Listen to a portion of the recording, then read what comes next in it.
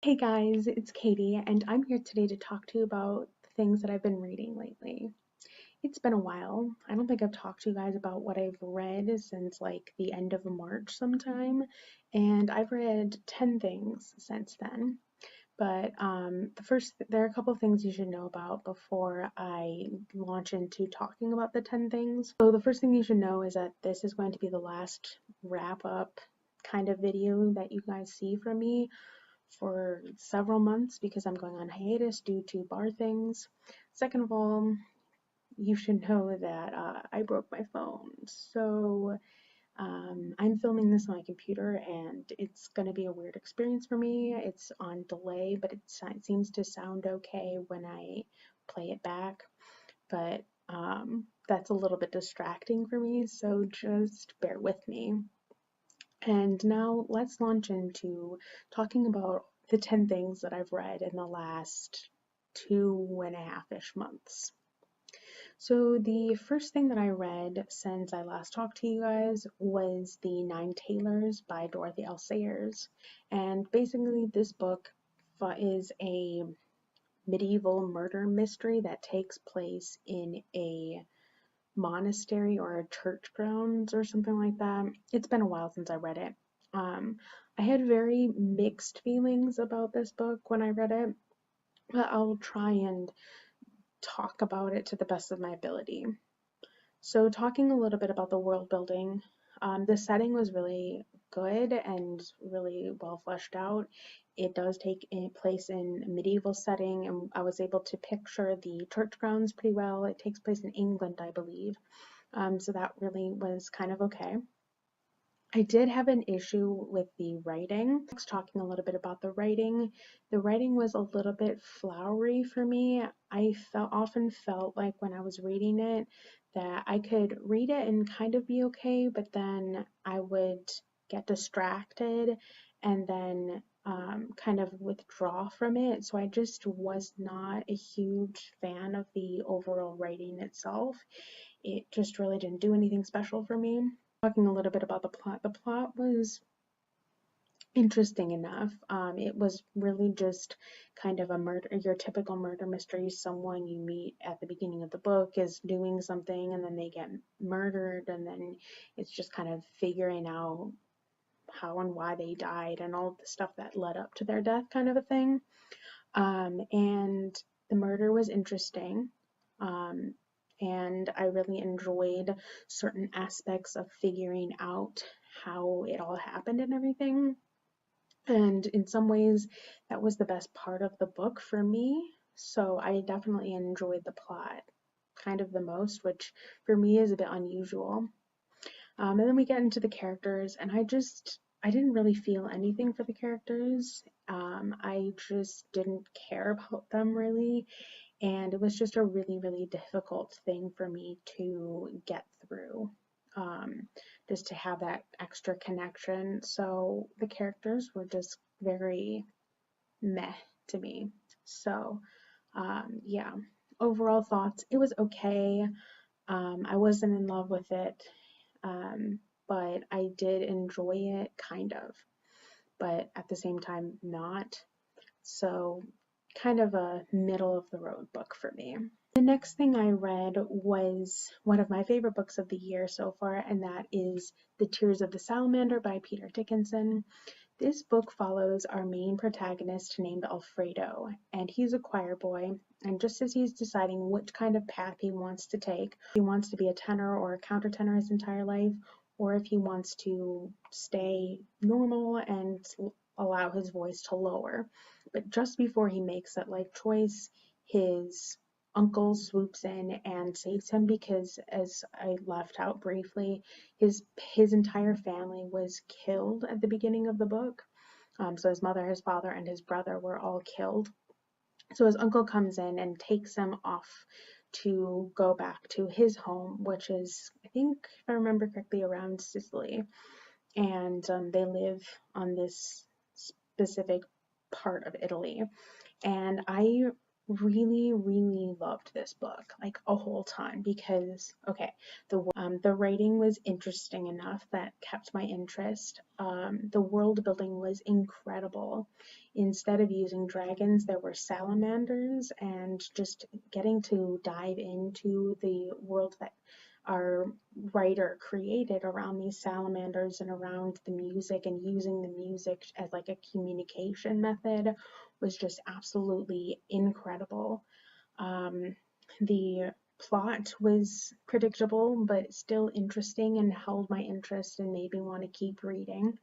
And the characters, they were all a little bit irritating at times, but I understood where they were coming from, so really enjoyed them.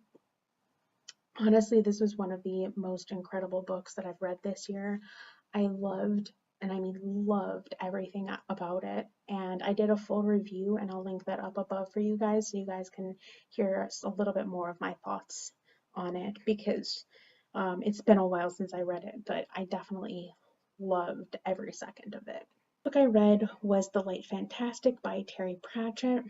This book picks up right where The Color of Magic left off. So once again, we're with Two Flower and Rincewind, our somewhat incompetent wizard, Frello. And I don't know if you guys remember, but I was not a huge fan of that book last year when I read it. But The Light Fantastic, I did end up enjoying a little bit more. Still doing a parody on typical fantasy and everything, and it was still kind of just going on. It's this crazy ride, jumping from one thing to another. But I don't know if it's just because I was a little bit more used to the style or whatnot, but I ended up enjoying it a lot more. The world building was once again very, very fun and whimsical and just so well done. The writing was so quick and funny and witty and just downright enjoyable. The characters were just insane. They drove me nuts after a period of time. The plot was definitely not my favorite thing about this book. It was just so all over the place and very disjunct and just chaotic, and just often went places that I wasn't expecting it to. So all in all, it was in some ways better than The Color of Magic, but it still had a lot of aspects to it that were like weird.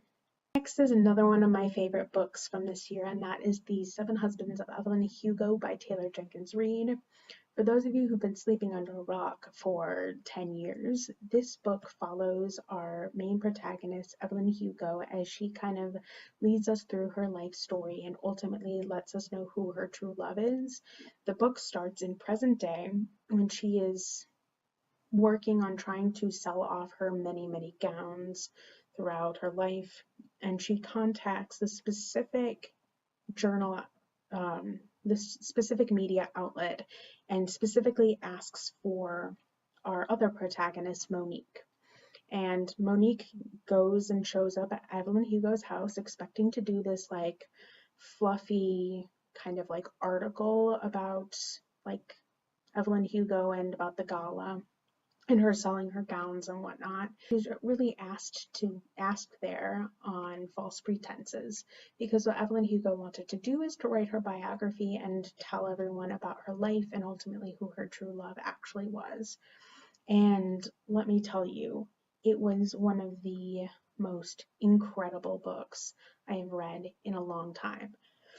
I love, and I mean love, historical fiction, and this book was so well done. It starts in the 1930s, I believe, in Hollywood, so we're mostly in California and New York, and we also go to France a little bit, but we literally follow Evelyn Hugo's 7 marriages, and then kind of ultimately find out a little bit more about her life.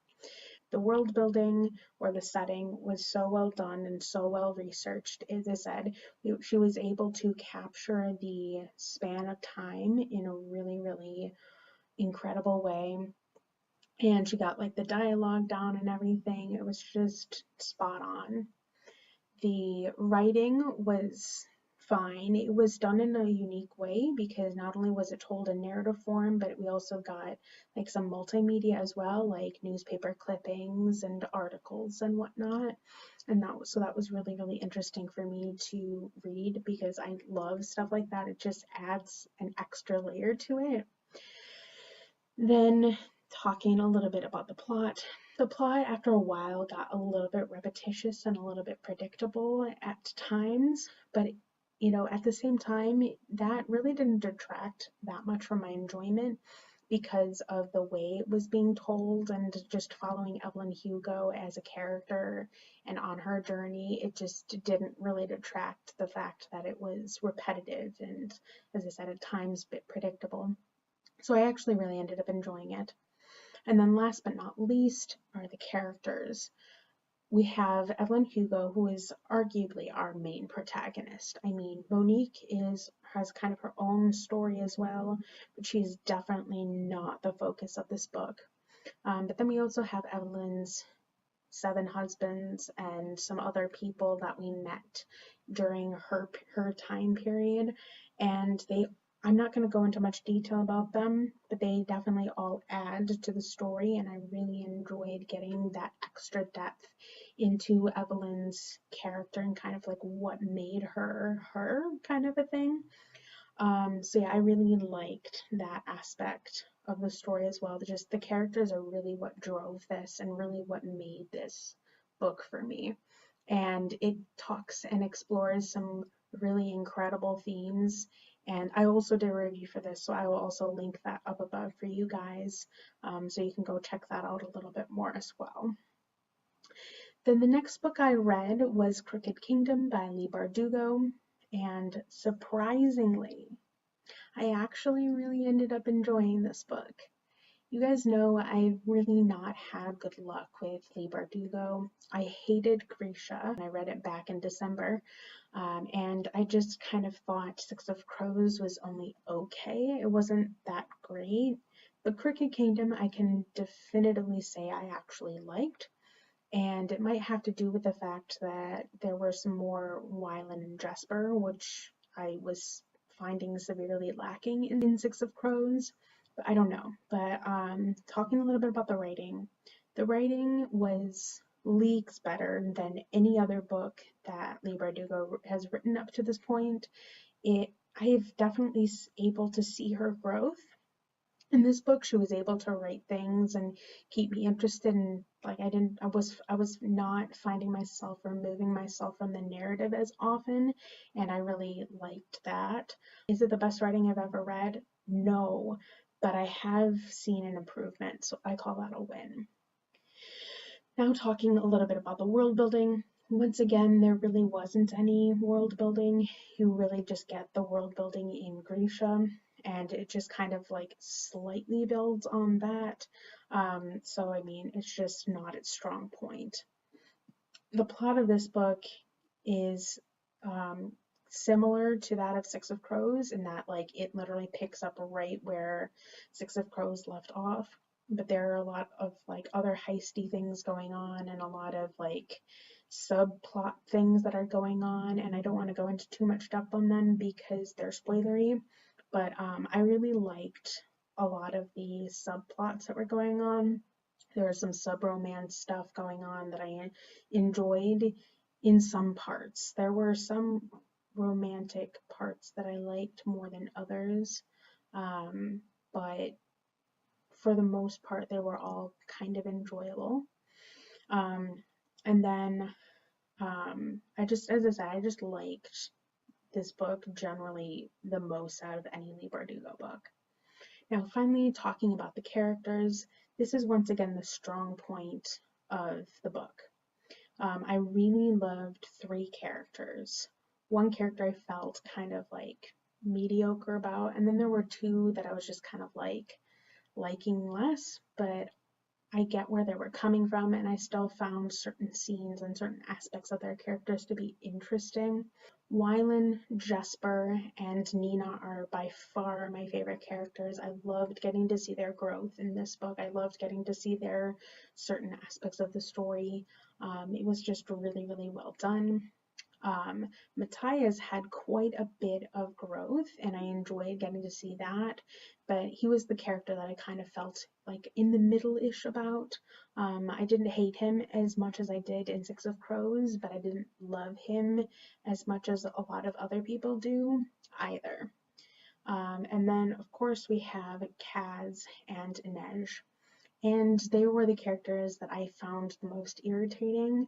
I definitely enjoyed certain aspects in certain chapters that that those characters had, but there was just something about them in this book that just really didn't mesh well with me. I wanted to just throw Kaz off a cliff a lot of the time. He's just super irritating. He pissed me off on a regular basis.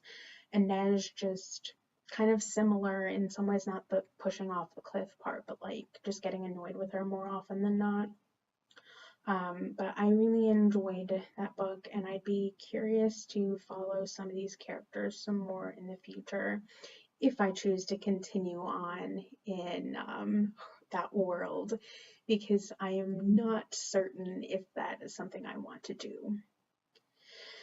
Then the next book I read is The Luck in the Shadows by Lynn Flewelling, and this book also took me by surprise in a different way. So while with Crooked Kingdom, I fully expected to hate it, Luck in the Shadows, I expected to love it, and I didn't love it, but I didn't hate it either. I was very much in the middle on it. It was one of those books where once I put it down and walked away, I didn't care if I came back to it or not, which is not great. So talking a little bit about the writing was okay. Um, it, the action scenes were written really well, and there's quite a bit of action in this book. And the other scenes where we're getting a lot of information were also interesting, but I just felt that the pacing was a bit off, and it was just a bit jarring at times. So I'm not entirely sure if I loved the writing, but it was okay enough, I guess. The world building was pretty good. It's very, very 90s fantasy. And it had a bit of like Lord of the Rings-esque things in it, and it had a bit of some like typical like sword and sorcery type of books as well. So I mean, like, while the world building wasn't like fully the most original thing I've ever seen, it was still interesting to see Flewelling's twist and own take on a kind of setting like that. Then talking a little bit about the plot was also just a bit disjunct at times. There were a lot of things that were left out in terms of like having characters keep secrets and just like not wanting to reveal stuff to characters. And so I thought that was like I get it, but at the same time it was really annoying as a reader to like hear like, oh, this character knows this thing, but they're not revealing it for some questionably secretive reason that we may or may not find out about at some point or another. And so it just like, because of that, in some ways, I just had more questions and it just didn't flow as well as I would have liked. It just really kind of bothered me, and it just made the plot feel like pieces of a puzzle. It's like a little bit of something over here and a little bit of something else over here, and somehow they all fit together, but it just wasn't working for me. I'm not sure how to explain it. As I said, I really liked this book, but like at the same time, I'm not sure how I'm feeling about it. And then last but not least are the characters. Our primary POV character was a fellow named Alec, and I actually really liked Alec, and I also really liked Sergel, and I liked their dynamic and their burgeoning relationship, because that is definitely a thing that is happening, because sexuality in this world is kind of seen as a non-issue in a lot of ways, and I liked that a lot. But I really liked their dynamic a whole ton. Alec is a really interesting character, but he's also kind of that like character who's just able to pick up things really, really easily and just kind of be what he needs to be. I don't want to call it like the chosen one trope or the like I'm the best at everything trope, but it's like some weird combo of the two. Like there's more to Alec than we realize, and it's been alluded to that he has some kind of like special thing about him, but we don't know what it is yet, kind of a thing. Same thing with Sergil. Sergil is part of this group called the Watchers, I think, and there's some kind of like assassin slash espionage group or something. And I want to get more of that. So I might continue on with the series just to find out more about that. But I'm not sure yet. There were other side characters that I also really enjoyed. Like I liked Sergal's mentor dude, who I totally forget the name of at the moment. Real memorable, right? Great. But I really enjoyed a lot of the characters and their dynamics, even though at times it was also frustrating to read about. So it was just kind of like a hit or a miss situation. But overall I ended up really enjoying it. Even though I had mixed feelings about it, it's fine. It makes sense to me. But I'm still not sure if I'm going to pick up the next book, but even if I do, it probably won't be for a while. It's not a priority for me to get to at the moment. Then the next book I read is The Bones of You by Laura Stone, and I kind of switched gears here, and because this is a romantic contemporary that takes place in both New York and England, respectively. This follows two young boys, Seth and Oliver.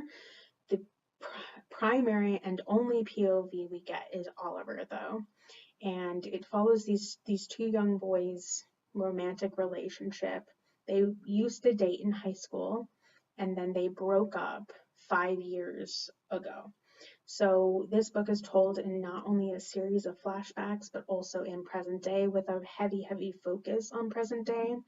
So what ends up happening is Oliver is in England and he is working on his master's degree in psychology.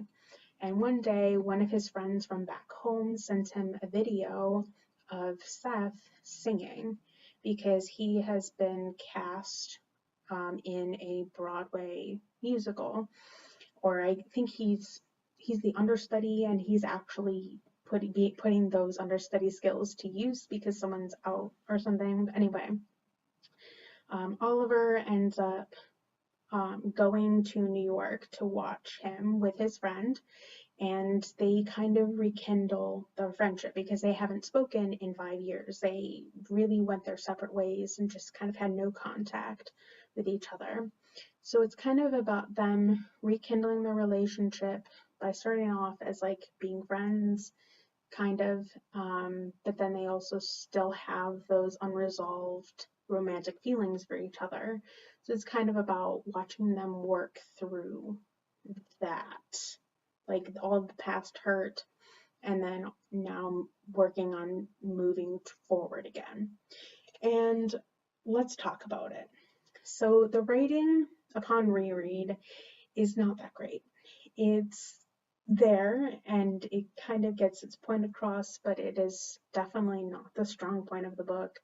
I did not love the writing really that much. Moving on to the plot. The plot is just very tropey. It's very predictable. You know what's going to happen. You know how it's all going to work. But I still enjoyed it anyway because it brought in some things that I hadn't previously seen done in that way before. It was interesting to see the comparisons between like American systems and English systems, even though I know for a fact, and I know several other people know for a fact, that it was not well done. Just using that as a conflict was interesting though, and I kind of enjoyed getting to see that. The setting, as I said, was kind of okay. As I said, part of it took place in New York, part of it took place in, I think, Kansas, and then part of it took place in England. And just getting to see these characters in these different places and kind of what brought them from one place to another and all of the things along those lines. It was just really interesting for me to watch, and I enjoyed it. It was once again not its strongest point, but it was enjoyable nonetheless. And then finally, the characters themselves. The primary characters that we do follow are Oliver and Seth, and they are very much the center of the book. We have some lovely side characters as well, like Janos, who is a grumpy Hungarian guy, and he is Oliver's current roommate. They don't get along for a variety of reasons, but he was intriguing anyway. And then we also have Oliver's very dear friend Moira, and I believe she's supposed to be just a fiery Irish woman, but the author did not get the dialect right, and it just doesn't work, especially since I know several Irish people from many different places. It's just very cringy for me to read. But I enjoyed Moira's character regardless. She's just a lot of fun and really, just really, really well done. But then we also get to see Seth's father, who I love a whole ton, and just several other people, but those are the primary main, like, side characters that we got to experience, and I liked them a lot. But Seth and Oliver are very, very much the core of this book. Primarily Oliver. I mean, Oliver and Seth are arguably equal, but because we only get Oliver's point of view for like all of the book, I really count him to be the primary protagonist. I actually really liked Oliver's character. I connected with him the most. His decisions and his choices made the most sense to me. I didn't love how, even though it was probably not supposed to come off this way, I didn't love how manipulative Seth could be at times. Like when we were, especially in the flashbacks, I mean, he kind of grew as the book went on, but like in the flashbacks, I totally understood why their relationship failed. I just fully understood it. Like when I read this book originally, I hadn't gone through a lot of like romantic relationshipy feelings and stuff. But now that I kind of have, I had a very different perspective on this book as to like why things happened, why they made the decisions they did, and just kind of watching that journey and then like watching them kind of come back together again. I don't want to say I was like fully on board with them getting back together because like I still think they had a lot to work on and a lot of stuff to work through, but it made a little bit more sense as to why they were still gravitating towards each other as the book went on. Like I didn't love every aspect of it. I wasn't in love with their love, but I enjoyed their characters and how they complemented each other in a lot of ways, and just getting to see them start to come back together again and start to rebuild themselves with these new changes and these new experiences they'd gone through. Then the next book I read was Truth Witch by Susan Dennard, and this book takes place in a world where elemental magic is a thing, and usually every single person has some kind of magic. It's not all pure earth, air, water, and fire based. Anything can be a witchery. Like there's word witchery and wind witchery and truth witchery as well. And I just really enjoyed getting to see the magic system in this. So just kind of launching in a little bit. The writing was pretty good, the second half of the book. The first half, it just felt like the author was trying to do too much and it just was severely lacking in some parts. Like it just wasn't the strong point for me. And then moving on to the plot was very similar to that. It was very, very front loaded with a ton of stuff, and then it kind of flushed everything out as time went on. I liked the the more fleshed out stuff as time went on thing. Just being front loaded with a bunch of stuff all at once was very overwhelming in a lot of ways. So it was just not my favorite thing. The characters were interesting as well. We have four main POVs. There's Safia or Safi, then there's Isolt, who is her thread sister, which is like a platonic soulmate in a lot of ways. Then there is Aidwan, who is a blood witch, and he is a really interesting character. I love him a whole lot. And then finally we have Merrick, who is a wind witch and a kind of tradesman pirate guy thing, whatever. Safi is our main character of this book. She's a truth witch, and being a truth witch in this world is very, very rare. And because it's so rare, she has to keep her witchery a secret. Otherwise, people are going to want to use her for their own gains, and that's kind of how this book becomes a thing.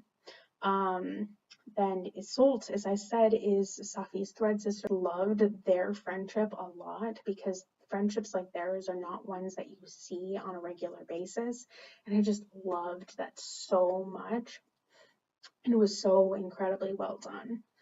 And there's a lot more to Isolt than meets the eye as well. Like she just had a very, very interesting subplot, and I can't wait to see more of her in the later books.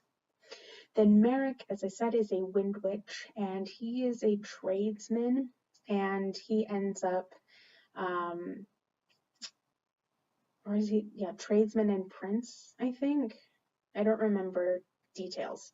But he ends up having Isolt and Safi on his ship, and he's taking them somewhere, and then Safi and him start to form a very unique relationship. They hate each other at first, and then they kind of build their relationship to be more of a romantic sexual relationship as time goes on. It felt a little bit rushed, but at the same time, I kind of enjoyed it because of the passion and the fiery things that were going on. I'd be very interested to see where their relationship goes. Then Eidolon is, as I said, is a blood witch, and he's basically hunting Safi and Isolt for the whole book because he is a mercenary, and he was hired by someone to kill these guys. So that's a cool time. But I actually really loved his character, and it seems like they're setting up something between him and Isolt, and I'm all for that. I'm literally all for that. Just please, like, yes, please. It's just gonna be a good time, I think. But I'm definitely looking forward to seeing the books continue further and seeing all of their growth as time goes on. But the most incredible thing about this book is the world building. The world building was so good, guys, like so good. It is based loosely on the Dalmatian coast, Croatia, and primarily, but it just has an overall Eastern European feel to it. And just knowing that the author based it on that going in just truly enhanced my experience. Like, I just need that kind of representation in books. Like, even though it's not explicitly that, it was there enough for me to just be excited about it. And it was done in a really, really great way. And I just noticed essences of like other events that happened in that region kind of woven into the book as well. And I just really enjoyed that as well. Like, just the world building was on a league of its own. Like, of all the other categories that I talked about, like, the world building was like what did it for me for this whole book, and I can't wait to see more of it in the future. The next book I read was The Sea Ain't Mine Alone by C.L. Beaumont. The tagline for this book is basically LGBT plus sports romance novel that takes place in the 1970s. So basically this book follows our main characters, Danny Moore and Jimmy Campbell, and it basically follows a surfing competition. Jimmy is a washed up Vietnam War veteran. He was shot in the shoulder and invalidated home. And kind of one of the only things that's really keeping him going on a day to day basis are his best friend Rob and surfing. And ultimately, he decides to try and join the international surfing scene. So he goes and he starts participating in the competitions, and he is pit up against the top surfer named Danny Moore. Danny Moore is, as I said, the top surfer, but he's significantly younger and he's gone through a lot of his own issues as well. And when they come together, sparks fly, and I mean like literal sparks of all kinds. They hate each other at first, and then they kind of become friends, and then ultimately they develop a sexual and romantic relationship.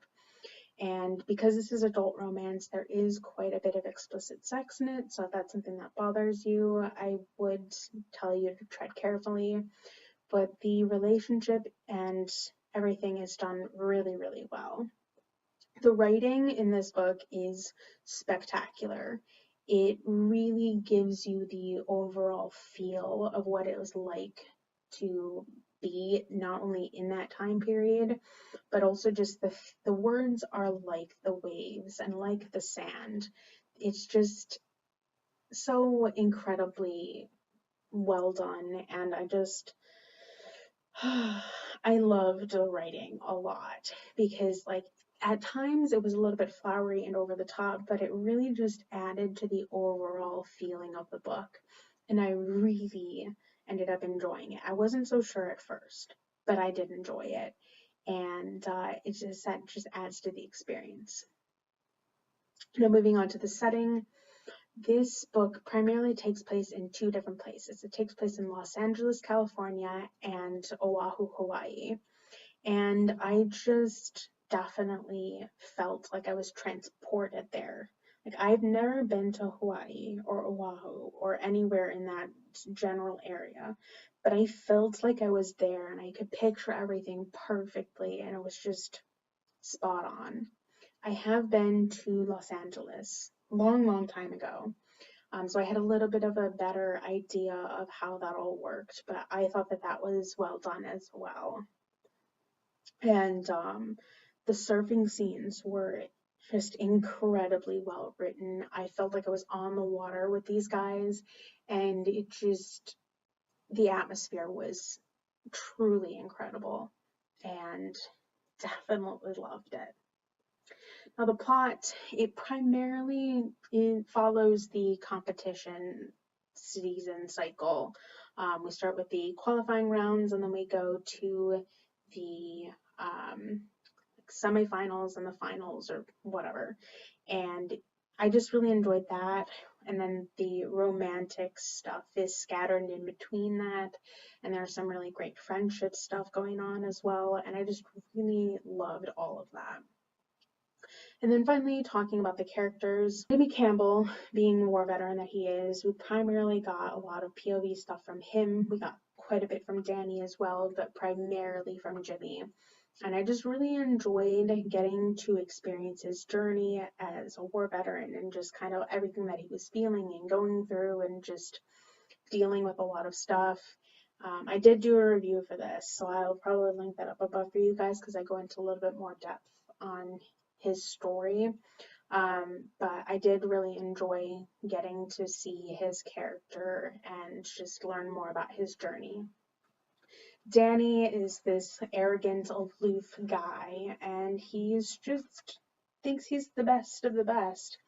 And he's really irritating at first in some ways, but then once you kind of learn more about him, you realize that there's a lot more to him than meets the eye, and he's actually quite an interesting guy, and there's a very big softness to him, and there's a lot of hurt. And I just really liked getting to see his character and everything that he went through as well, and just kind of how these storylines and their lives collide and kind of combine, and just how they really help each other in one way or another. And I just really enjoyed that. And then there are three main side characters that I want to talk to you about, kind of. There's Lori, there's Lahala, and then there's Rob. Now, first I'm going to talk about Lahala. Lahala is Danny's stepmother, and they have a very, very interesting dynamic and an interesting relationship. Danny was kicked out of his house when he was young because they found out that he was gay, and that is not a good thing to find out about during that time period. So he ended up going out on his own at a young age. And his stepmother is the only one who tried to stay in contact with him, even though she too felt uncomfortable with the situation. She still really loved Danny and kind of just wanted to be there for him. He never reached back, and ultimately they do end up rekindling their relationship as the book goes on. It's really interesting to watch unfold. So I really enjoyed her character. And then Rob and Lori I'm going to talk about together because they kind of go together. So Rob and Lori are dating. They are together. They are a romantic couple. Great. They are also basically Jimmy's family because Jimmy's mom died when he was young. He never knew who his dad was, and all of his other family live up in, I think, North California somewhere. And I just really loved their dynamic, like the trio aspect. I just really enjoyed their interactions.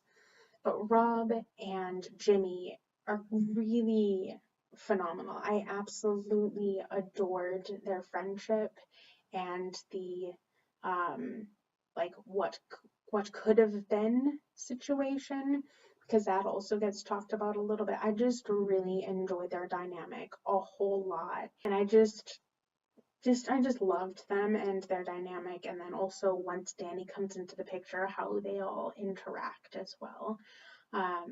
So definitely the strong points of this book.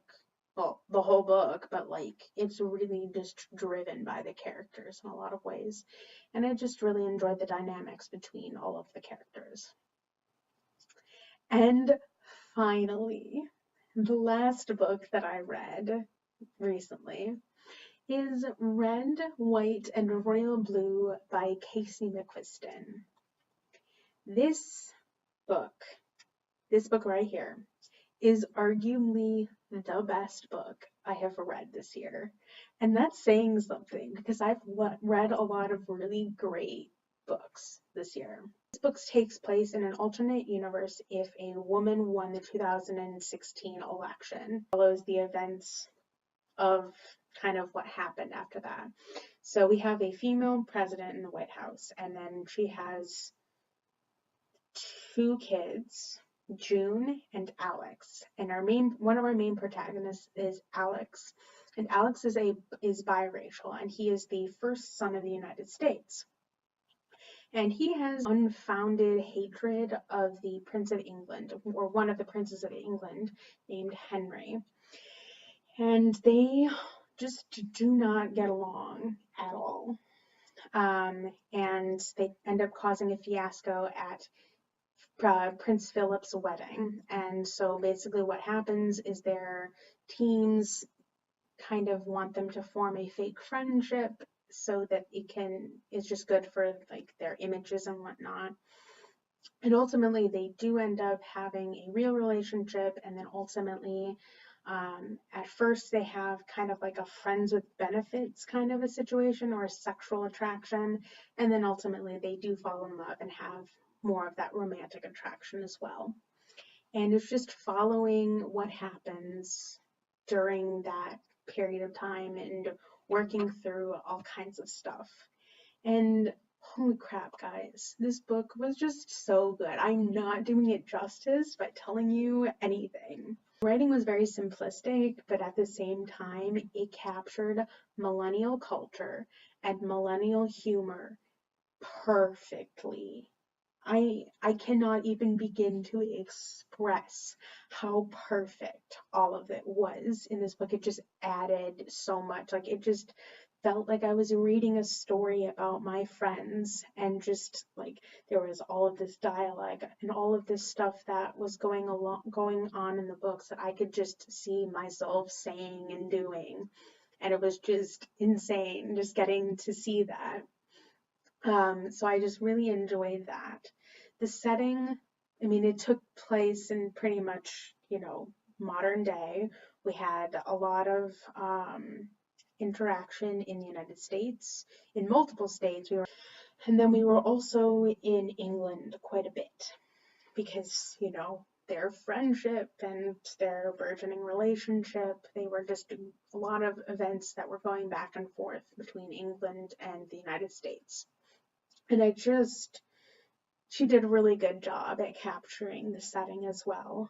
It was definitely not like the strongest point of the book, but it definitely set the scene, and she did a really good job with it. Then moving on to the plot.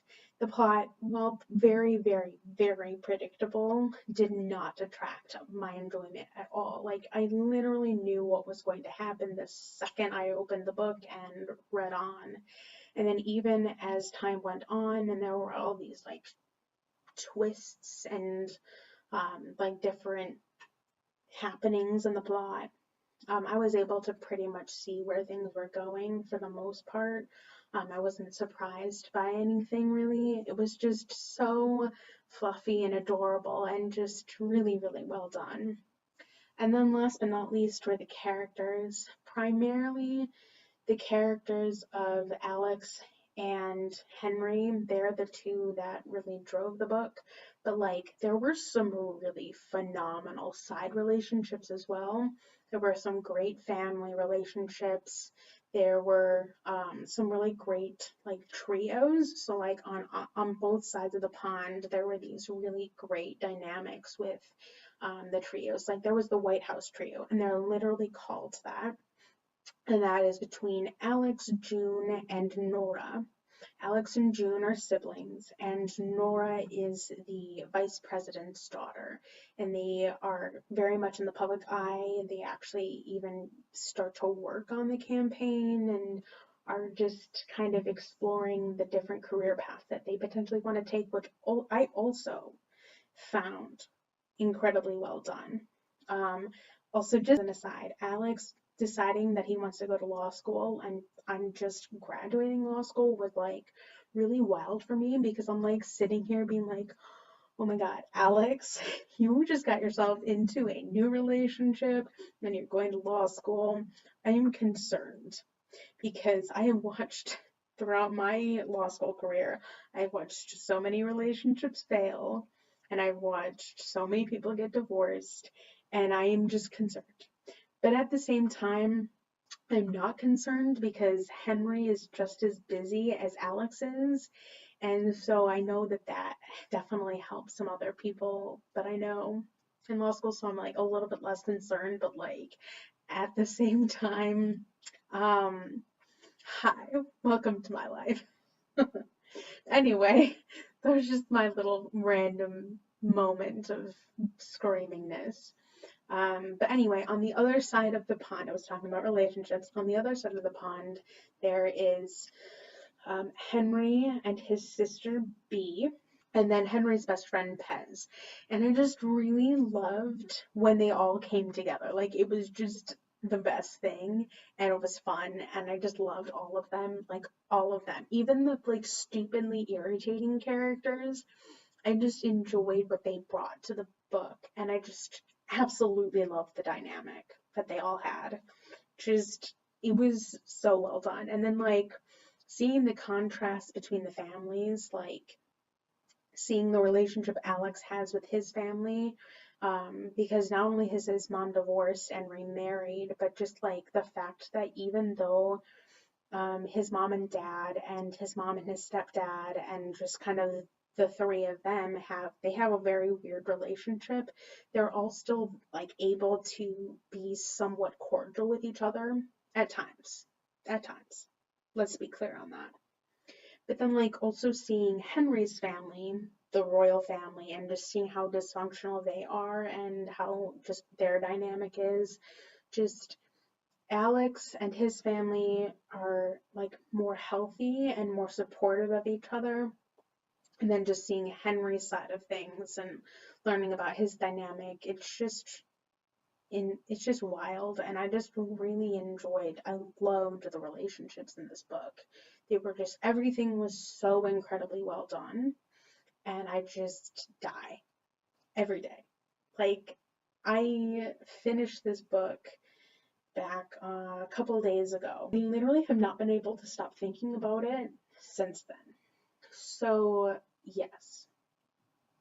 Um, I just don't feel like I can properly express my feelings on this book, but I adored this book so much.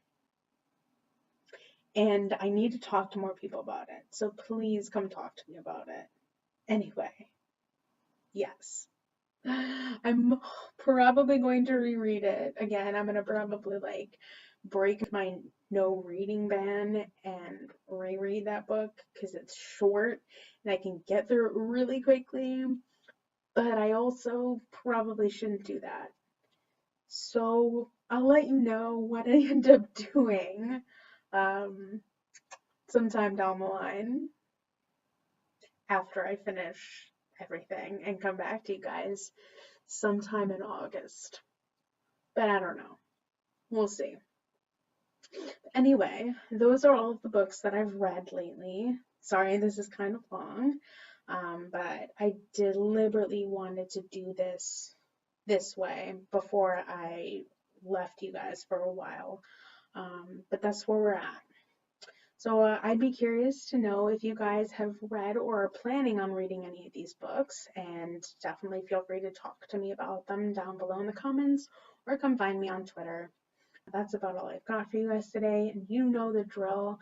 I have both of my social media links down below in the description. I have a Twitter, which is at a sea of tomes, which is the same as my handle here. And I also have a Goodreads, which is also linked down below, and you can go over there and follow me and see what I've been reading and follow my progress and see my general thoughts on things before I come scream at you guys about them over here.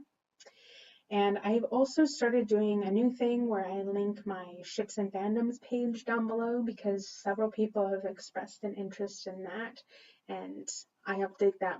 I update that more than I'm able to update you guys here. So go check that out as well if you're interested. But other than that, I'll catch you later in another video for you guys again soon. Okay, bye.